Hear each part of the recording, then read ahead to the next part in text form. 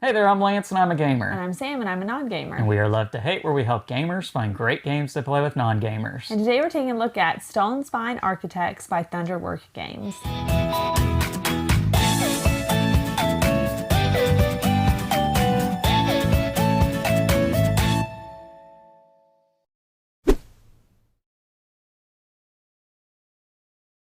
Real quick before we get to Stonespine Architects, let me first talk to you guys about Into the AM. Now, if you don't know who Into the AM is, they make fantastic men's clothing, tops, bottoms, everything that you can think of. You want to check out the link down below in the description of this video, and it'll take you to their website where you can use our special discount code LOVETOHATE, where it's going to save you 10% off of your order. Now, they've got graphic tees on their website, which is like the shirt that I'm wearing right here. Or they've got their basic tees, which are going to be just your plain tees that has just their logo on it. Gives you that nice clean look. Now, I do really like this shirt that I'm wearing. It's got a fantastic look, feel to it, high quality. I love the way it fits on me. Pretty much these shirts are maybe some of the best shirts I've ever worn in my life, and I'm really glad they sent them to me to check out, so I really appreciate that. But definitely go check out their website and save you some money on your next order there. Now let's get into Stonespine Architects here. Now this is a game in which you are going to be drafting cards. You're going to be getting them out of a market and you're going to be putting them into your dungeon. You're building a dungeon in this game, a 4x4 grid dungeon, and you're going to be doing it first row, second row, third row, fourth row, and you're building a pathway through your dungeon, different types of cards with different icons. There's going to be some set collection, but this is also a network building kind of game, and you are trying to do the best towards some common goals, competing against the other players. You have your own personal goals that you're trying to do in this game. Lots of ways to get points in this one. Pretty interesting game here. Let's go down to the table. We'll show you how this one works, and then we'll come back and share our thoughts on it as a gamer and non-gamer.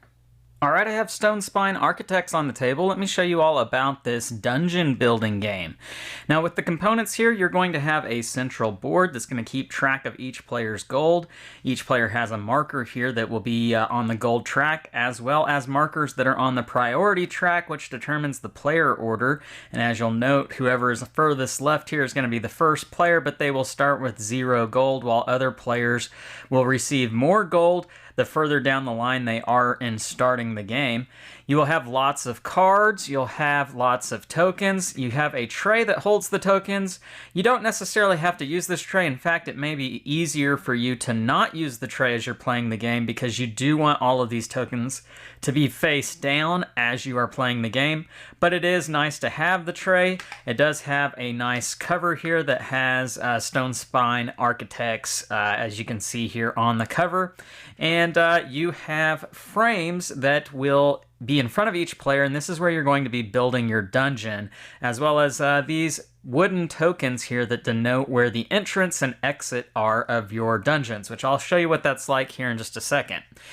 With this game, what you'll be doing in the game, you'll be receiving these dungeon cards that are going to have a number of things on them, and you will be drafting these and passing them around the other players, and you will be building your dungeon using this frame again, and you are trying to match what is on blueprint cards for the most points, but then you're also trying to achieve in-game goals that you will be drafting as well as one overall goal that everybody universally will be trying to get points from.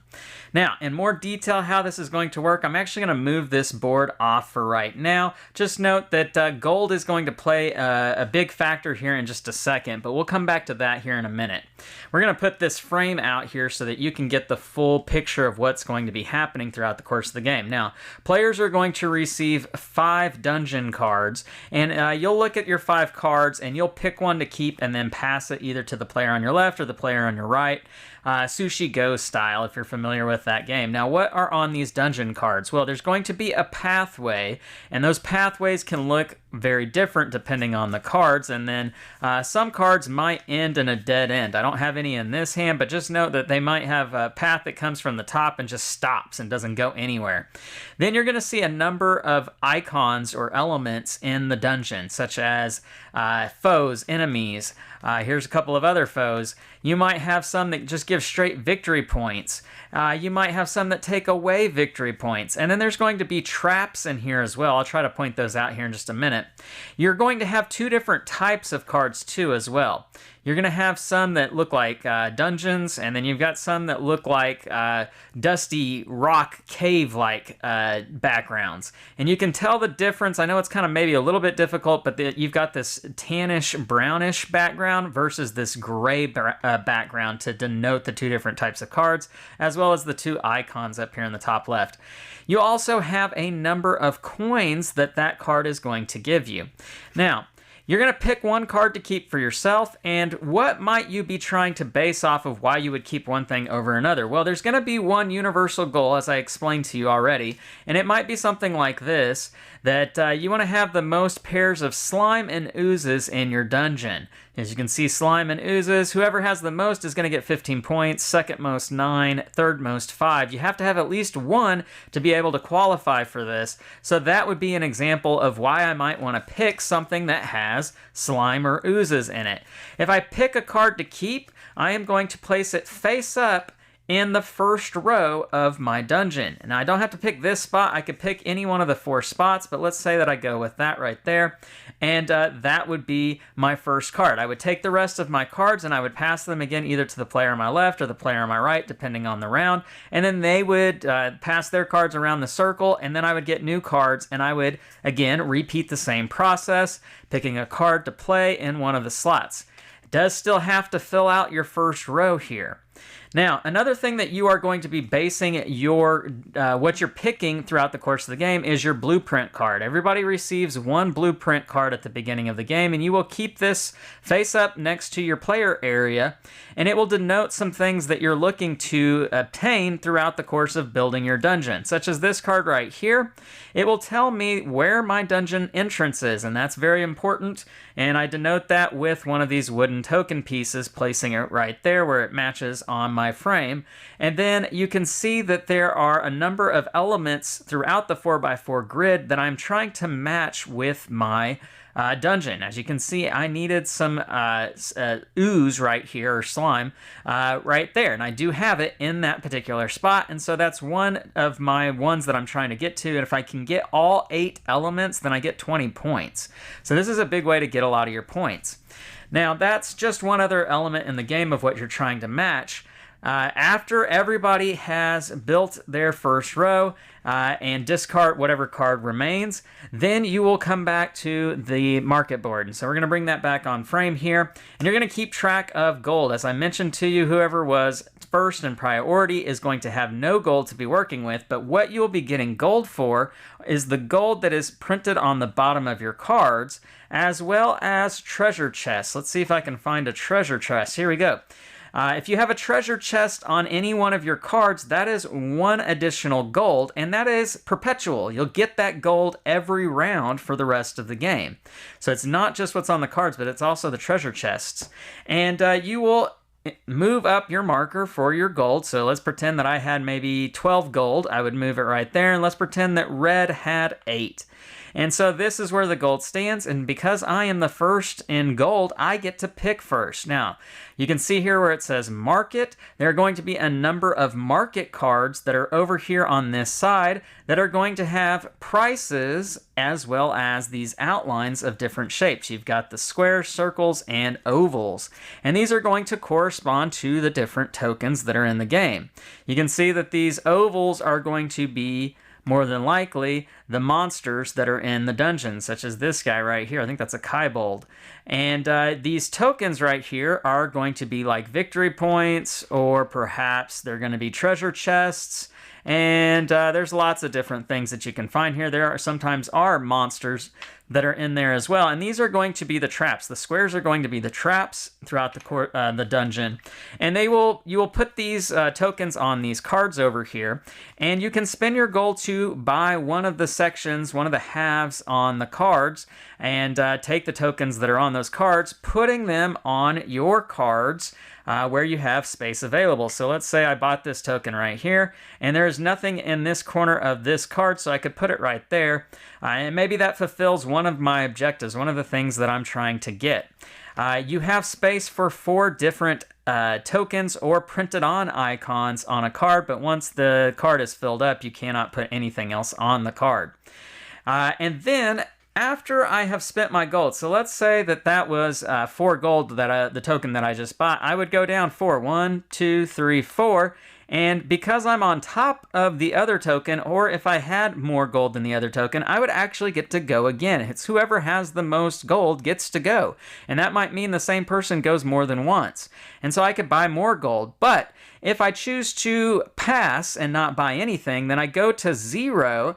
And whenever you pass and go to 0, you get to take one of the challenge cards that are going to be over here on this side. Now, these will be face up, and they will be additional goals that you're trying to obtain, such as this one. Gain 4 reputation for each chamber with 4 elements, whether that's printed or tokens. And so that would be these cards that have 4 things on them. That would get me 4 points. And so maybe I might pick this up because I already have one. And so that's another way that I might dictate how I build out my dungeon. And after all players have bought the things that they want to buy with their gold and then gotten a challenge card, you will deal out 5 more cards and you'll start the next round.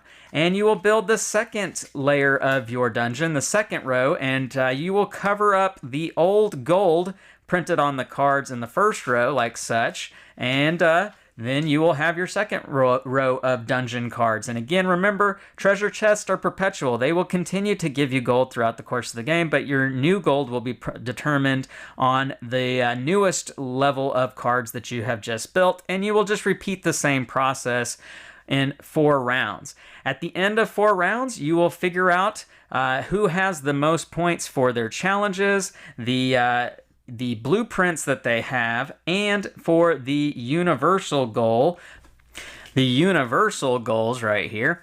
And then finally, you will get points for 2 other things. So let's go ahead and pretend like we have built out a dungeon here. And I'm going to pan the camera down just a little bit more so that you can see hopefully 4 levels here, or at least as much of 4 levels as we can get on the frame here. And the camera's kind of a little bit in the way on this, but there you go. Now, and I didn't really think this through. I've got my entrance right here, but we're going to look at the path that has been built. This is where the path is extremely important, because you're going to trace back to the entrance every card. And for every card that has a path, no matter how zigzaggy it is, if there's a path from that card back to the entrance, then that card gives you 1 point. If it doesn't get back to the entrance, then there are no points. And so this card right here, because there is a path that gets back to the entrance, it is worth 1 point. This card does not get back to the entrance, so there is no points for it. Now, had there been a card right here that didn't even connect to the entrance, then none of the cards could give you any points for that. So it's extremely important that you want a path that connects to the entrance. Now, going back to our blueprint card, there is going to be an exit to your dungeon as well, and you will do the same exact process with wherever the exit is. You'll want to trace a path back to the exit, and each card that does that gives you 1 point. So there are 2 paths that you are trying to make, and if a card connects to both the entrance and the exit, then it's going to give you 2 points. That is all there is to the game. So whoever has the most points after all of that scoring is going to be the winner. I will point out there are cards to play a solo version of this game, and there are some very nice player aid cards that are going to show you all the different icons in the game and remind you about how to set up the game and how the rounds work. So there you go. That's what you have here in Stonespine Architects. Let's go back up top and share our thoughts on this one. And we're back, and now we're going to share our thoughts here on Stonespine Architects from a gamer and non-gamer's perspective. So Sam, you've not played role player, you've played cartographers. It's been a very long time since you've played it, but you've not played kind of the other kind of games that are in this universe that Thunderworks has made. So I want to make that clear for everybody at home. That's not really your jam necessarily as a non-gamer. I do enjoy the games that Thunderworks has put out there. So going into this, the reason I want to bring this up, what was your initial impression getting into this kind of game? I don't want to play it. And I think, because it looks like it might be a heavier game, You know, it maybe gives you that impression that it's going to be a chunkier, it's heavier dark. kind of game. There's a lot going on. Monsters, dungeons, Dungeon-y. dragons. Not really your cup of tea necessarily. But this is like a tile laying kind of game in a sense, right? Like you're laying cards, not tiles, but the cards act like tiles. Yeah. So what did you think about this one? It definitely grew on me as I kind of figured out what my plans were, what my goals were, and it is a much low. It is not a heavy game. No. It is I'd say it's a light medium weight game. Yeah, but probably. I mean, even lower lighter side of medium. Yeah, lower of the. Yes, exactly how Sam said it. Because the only reason why I think maybe it is a light medium weight game is because it has steps to how the game plays out. Yeah. Right? Like first step you're doing this, next step you're doing that, next step you're doing this. Yeah. And that might be, you know, you're having to kind of teach that process to a new player the first 2 or 3 times you go through the round. And that could be maybe a little bit, but otherwise it's a pretty straightforward game, right? Yeah. Like get these cards to build these pathways, and on those cards you want these different things to get points for this and points for that. That's kind of like the mindset with this game. But then there also comes that gold mechanism of needing to have the gold to be able to buy the cards or buy the things you want in this game, right? Like that's a pretty important thing that you've got to manage throughout that. What did you think about that concept of the treasure chests add the gold, so you need the treasure chests and you want to try to be the person that has the gold? I think I didn't really understand that until I just kind of started getting lucky and getting them, and then I was like, oh, so I want to try to get them. Yeah, you kind of fell into it, and then it was like, oh, well, this is a good thing. I'm going to keep going with that. And then you kind of pick and choose, like, okay, I'm really going to try to focus on gold and this. And I will say getting your paths aligned, that part was difficult for me. Well, it's not as easy as you might expect it to be, right? Like so this is kind of one of those games where you're drafting cards and passing them, like we've seen in some other games, and you're going through a lot of cards, and so the expectation is I'll find the card that I need, or at least that's kind of what I was thinking as I played this game a few times now, and it's like that card doesn't show up, and you're like, how could it not show up? Yeah. So there's definitely that aspect of you see the card you need, you better take it. You better not pass up on this one and hope for bigger and better things. And a lot of times the feeling is it didn't come and not anything great came. So I really got to take what I can get in this game, which isn't always big and best. It's usually like, well, that gives me a little bit and that's better than this. So I'm taking that kind of experience with this one. I don't know. I found all the different blend of mechanics in this game to be very interesting, and it worked really well for me. And I found it to be intuitive of needing to get the right cards to build my dungeon, to make these paths, and have the different icons so that I can score points on these goals. Like all of that seemed to make sense for me. What was it like for you? Yeah, I mean, probably not as much as Lance because I have trouble paying attention to the rules and then don't know what I'm doing. But it was one of those games where I thought going into it that I was going to have no idea what I was doing. And it did become much easier a couple rounds in. All right, let's get to pros and cons here with Stonespine Architects. So Sam, what are the bullet point highlights of what make this game work for you? I mean, it definitely is a light medium game, so it does get easier. It is fairly easy to understand. It's a good game, I think, for a gamer to introduce to a non-gamer. Maybe not someone who's like never played any type of game besides the basic Monopoly, but it is on the lower end of introduction to big time games. Yeah, I would agree with that. This is a good intro to network building, right? Path building kind of games. Tile laying kind of games, and even a little bit of resource management of needing to get those treasure chests to build up your gold and use your gold wisely, buy the stuff you really need. Like this is all really good to kind of lead into other games, I think, too. That being said, I think this game is really good on its own, right? Like it's not necessarily a stepping stone kind of game. No, I think it's really good in and of itself. So Other great things about it, I think the 45 to 60 minutes, I did not find the game really feeling like it was going that long. I think the game, if it does go that long, I think it feels faster than what it does. I feel like it speeds up a little bit at the end as you get more comfortable and you have specific goals. Yeah, right. Because you'll know, I really don't want that card. That's not working for me. That one's going to work for me better than the rest. Like, you'll know those things. Whereas earlier on, you're like, okay, I could go with this. I could go with that. And so there's more deliberation in the beginning rounds of the game. So, yeah, for sure. Anything about it that maybe doesn't work so great?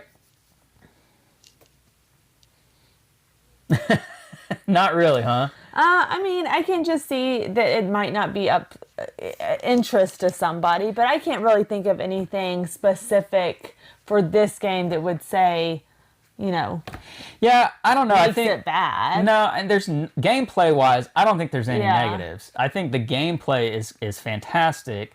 The cards, yes, you can clearly see, this is gray, this is kind of tan. Yeah. I wish they would have been even more distinct. Yeah, I will say that was difficult at times. I was like, I'm pretty sure that, like, if you're playing in a low lit area, that you could maybe have some difficulty seeing, okay, is that gray or is that tan?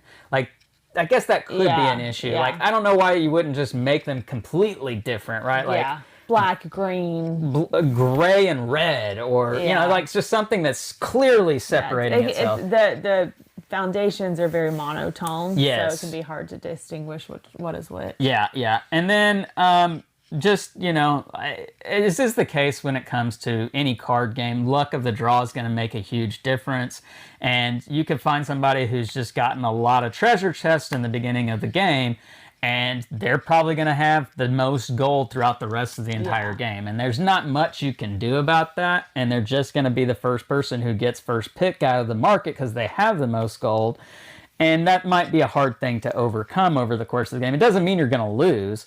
It just means it's going to be difficult because you're going to be getting second pickings for much of the rest of the game. But, that's just kind of the way it goes. Yeah. So I think we skipped over some other pros that we might want to get back to. This game can be played 1 to 5, which I think is a big factor for it. You can play it by yourself, and you can play it in a group of 5, which there's not a whole lot of games out there that let you do that. Most are going to end at 4, or most aren't going to go all the way down to 1. 2 to 4 players is what a lot of games are. So 1 to 5, I think that makes it a lot of replayability, a lot of versatility with this one. And there is a lot of replayability because it has a lot of different goal cards. So you're going to get a lot of bang for your buck with this one. All right, let's get to our scores here for Stonespine Architects. Sam, for you, scale of 1 to 10, where's this one come in at?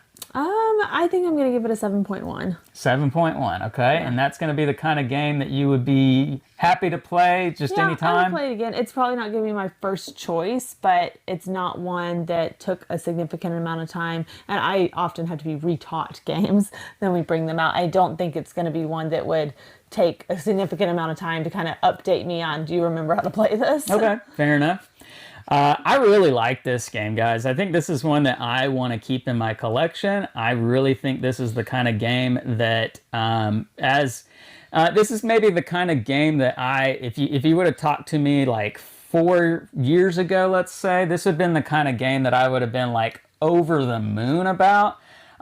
Just simply for the fact that it's got a lot of good classic mechanics. I wouldn't say that there's anything that's like super innovative about this, but it's a very, very good game. I'm not going to get it out of my collection because of that, and I feel like this would be the kind of game that I could play with some fringe gamers, let's call it, and they would be really sold on this game. So for that aspect alone, I'm going to keep it as that kind of, you've played some of these games, let's try this out. Let's see what you think about this game kind of experience. And so for that reason, I'm going to give it an 8. I'm going to give it just straight 8.0. I really, really like this one. This could maybe make my top 10. I don't know. We'll see. We're gonna leave it at that, though. So the game is Stonespine Architects. It is from Thunderworks Games. Leave us some comments down below. Let us know what you think about this one. Make sure to like and subscribe and push that bell button so you get notifications of all our new content. I'm Lance. And Sam. And we are Love to Hate, where we try to bridge the gap between gamers and non-gamers. We'll catch you next time.